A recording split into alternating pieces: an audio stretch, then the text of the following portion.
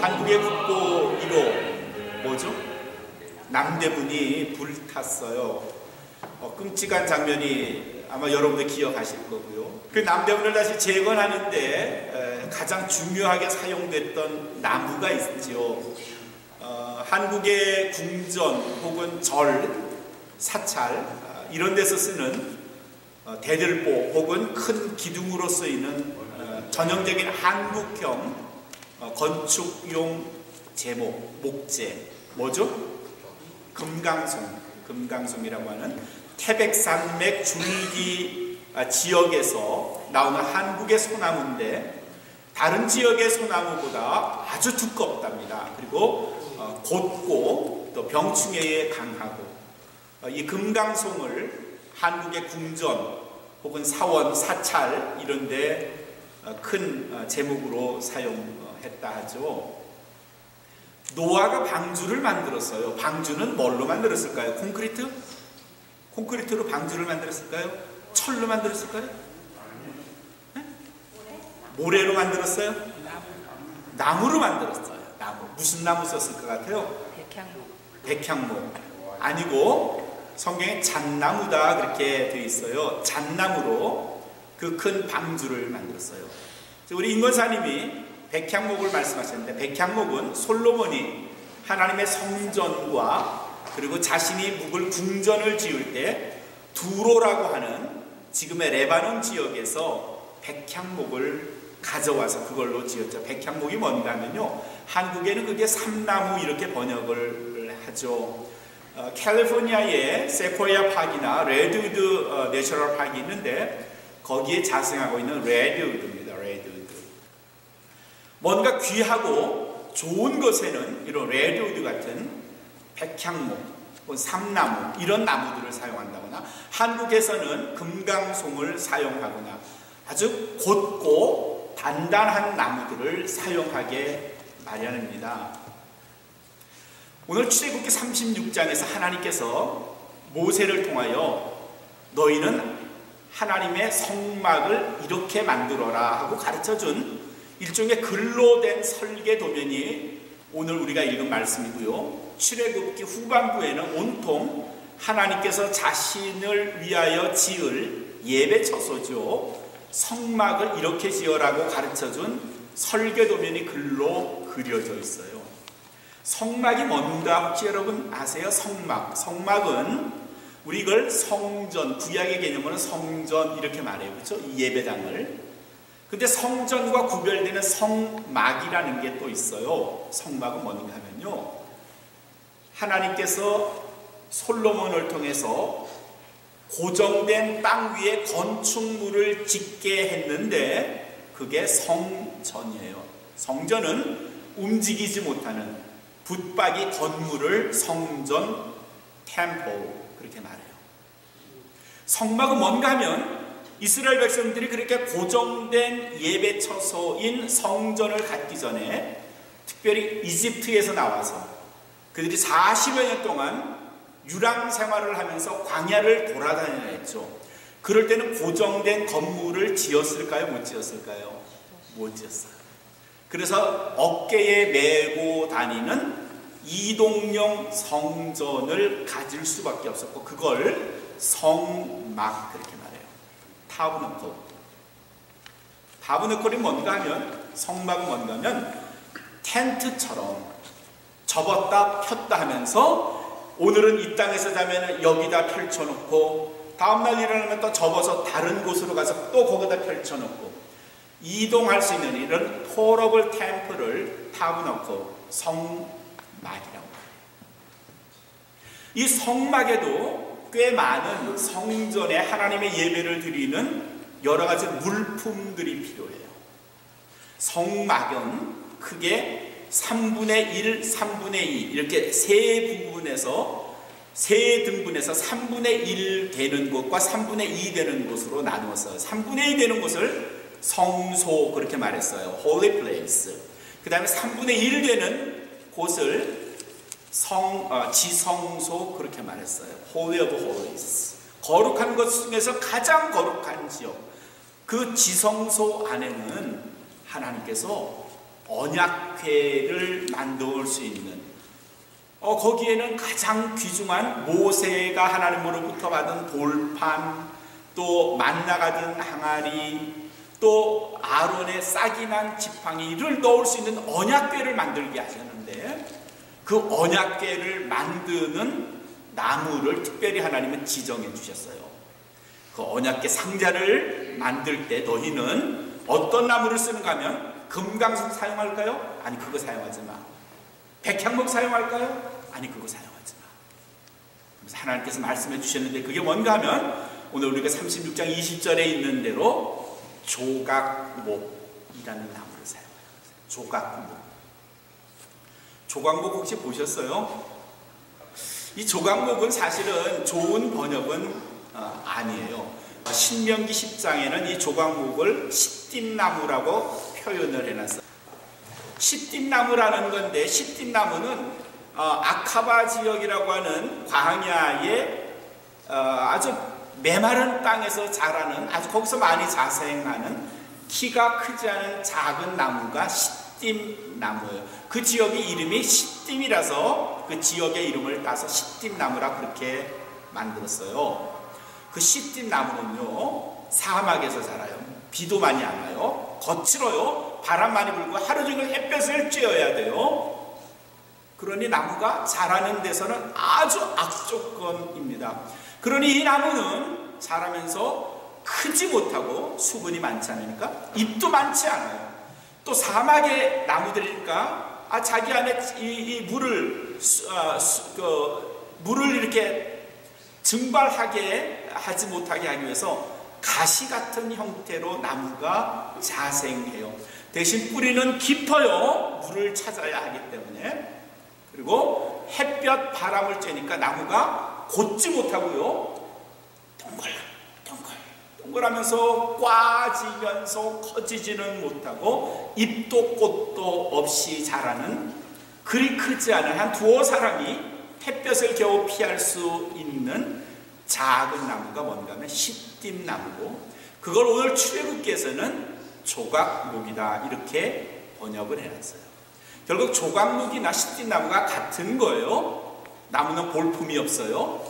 시띠 지역에 많이 자라고 있기는 하지만 도무지 이거는 가옥을 지을, 어떤 것을 만들 목재로 사용하기에는 영 부적당해요. 그저 쓸데라고는 화목으로, 땔감용으로 쓰기에는 괜찮아요. 왜냐하면 나무가 단단해요. 비입이 틀어져 있고요. 근데 하나님이 지성소 한복판에 쓸 하나님의 법궤를 넣을 그 가장 귀한 상자를 만드는데, 너는 백향목도 쓰지 말고 금강송도 쓰지 말고 조각목을 써라. 그 조각목으로 하나님의 가장 거룩한 것들을 넣어둘 상자를 만들어라.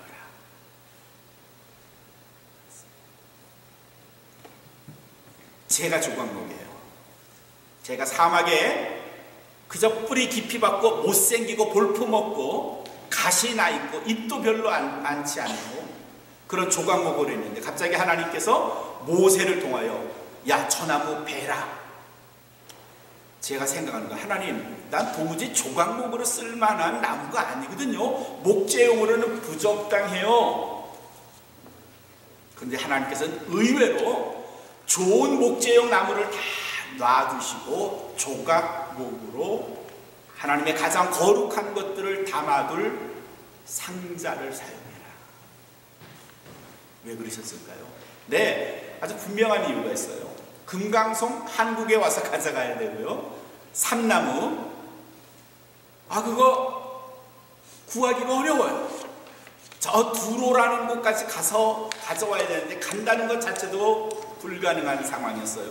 그저 흔하게 볼 수 있는 많은 그 지역에서 많이 가져올 수 있는, 쉽게 구할 수 있는 나무가 뭔가면 조각목이에요. 조각목. 어디서나 쉽게 구할 수 있는 거예요. 그러나 그 단단함은 굉장히 견고하고요. 또 향을 머물고 있어서 벌레들이 쉽게 그 나무에 들어와 침투하지 못해요. 하나님은 그런 나무를 들어 사용하시고 그것으로 하나님의 법궤를 넣어둘 거룩한 상자로 하나님의 성막을 지을 널판지들로 사용하게 하세요. 불에 던져질 수밖에 없고요.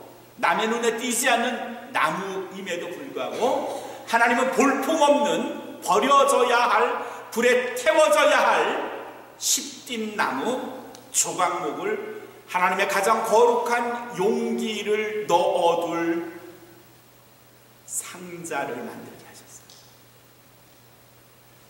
하나님의 거룩한 일을 누가 하느냐? 누가 하나님의 거룩한 일을 감당하느냐?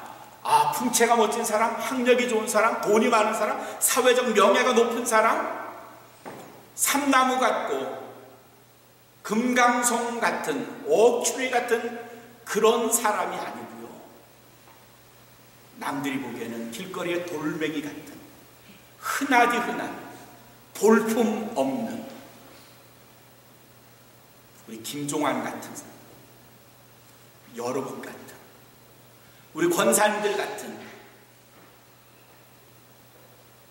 이런 길거리에 볼품없이 자라난 시띠나무 조각목 같은 우리들을 선택해서 하나님의 거룩한 일을 하게 하십니다. 그런 말씀이죠. 어떤 분들에게 일을 맡기면 목사님 전 그런 일 못해요. 제가 뭐 할 줄 아는 게 있어요. 저는 그런 거 못해요. 그러니까 다른 분 시키세요. 그 말은 겸손하게 말하면 난 조각목 같아요.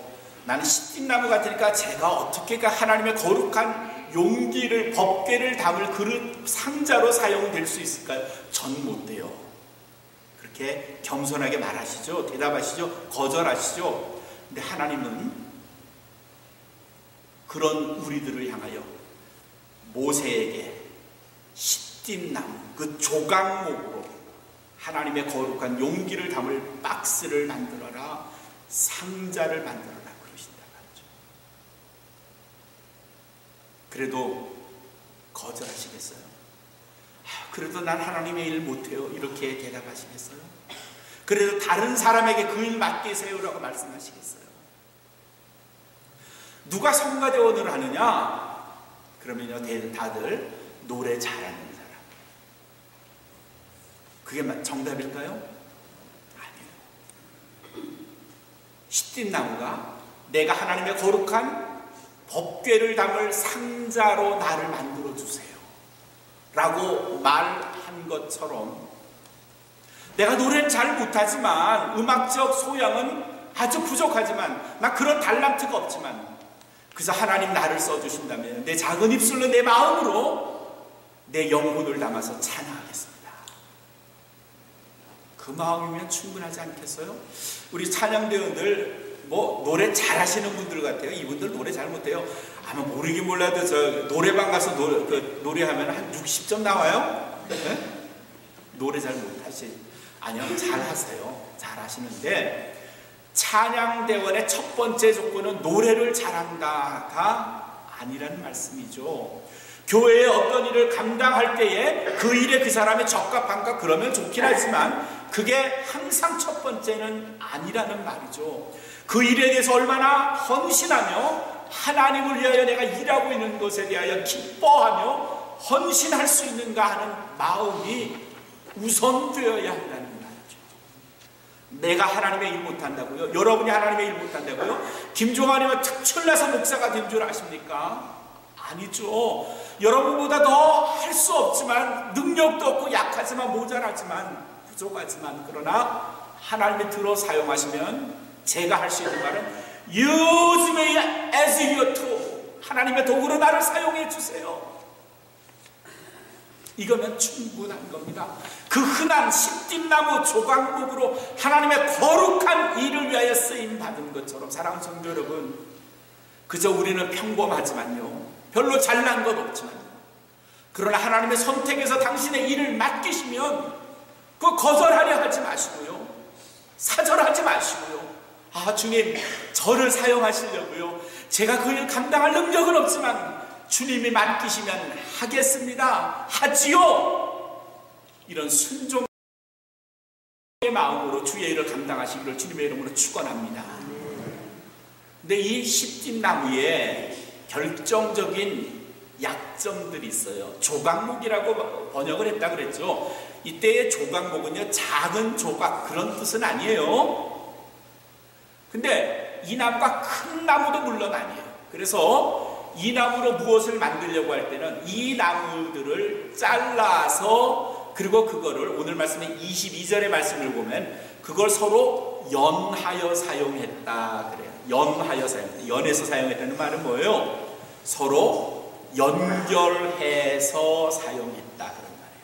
하나님은 성막의 담장을 만들 때, 펜스를 만들 때도, 하나님의 성막을 위하여 무엇을 만들 때도 하나의 크기로는 만들 수 없는 것들이 있을 거예요. 그럴 때는요, 어떻게 했는가 하면 연하여 사용했다. 다른 말로 바꿔볼까요? 협력하여 사용했다. 마음을 같이하여 사용했다. 서로 양보하며 사용했다. 에베소서 2장 21절에서 사도 바울이 하나님의 일을 하는 과정을 이렇게 설명을 하죠. 건물마다 서로 연결되어 주 안에서 성전을 이루어 간다. 건물마다 서로 연결됐다. 이 건물은 뭔가 하면 방마다 서로 연결됐다는 말이고요. 그 방은 누군가 하면 성도들 각각을 말해요. 성도들이 서로 연결되어 주 안에서 하나님의 거룩한 성전을 이루어 갔다. 그 말은 마음을 연결했다, 사람을 서로 연결했다 하는 말은요, 우리가 연결될 수 있는 고리가 그리 많잖아요. 저 최상석 집사님하고 저하고는 아주 성격이 딴판이에요. 저분은 아주 신사답고 멋지고 곱고 그러지만 저는 여러분이 아시는 대로 안 그렇잖아요. 근데도 주 안에서 연결하는, 양보하는 거고요, 서로 고려해 주는 거고요, 상대를 이해해 주는 거고요, 서로의 입장에 대해서 양해해 주어야 하는 마음을 우리가 갖는 거죠.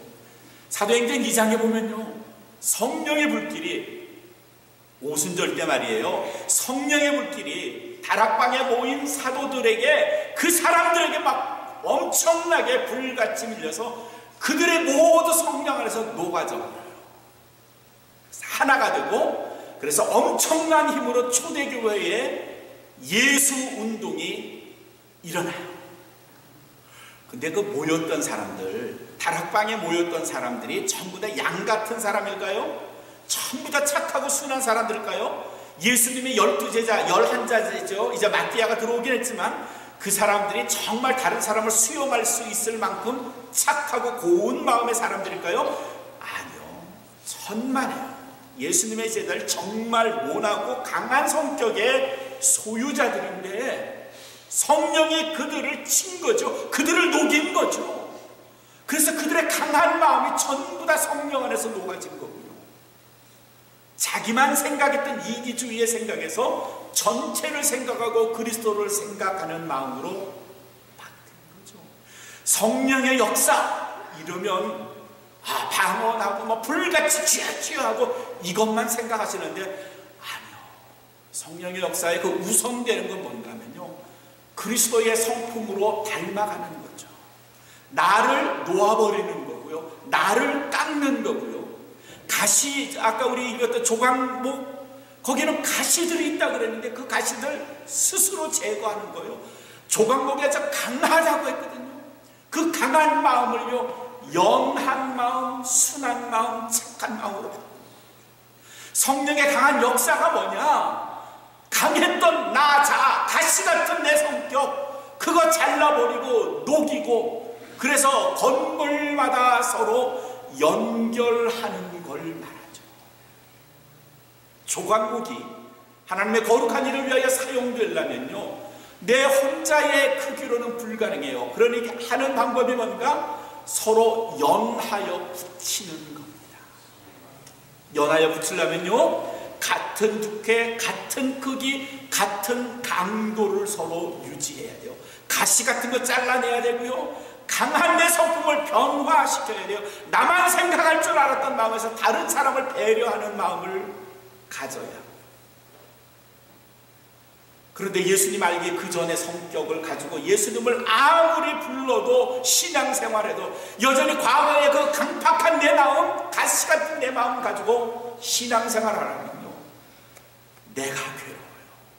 다른 사람을 고운 눈으로 봐주지 못하고요. 서울대학교 명예교실 이부영 교수가 있어요. 정신과 의사시고요. 지금은 은퇴해서 명예교수로 계시는 분이죠. 한국의 유명한 1999년에 그림자라는 책을 썼어요. 그림자. 그 책엔 뭐가 있는가 하면 1980년대까지 한국이 초고속 성장을 했어요. 그렇죠?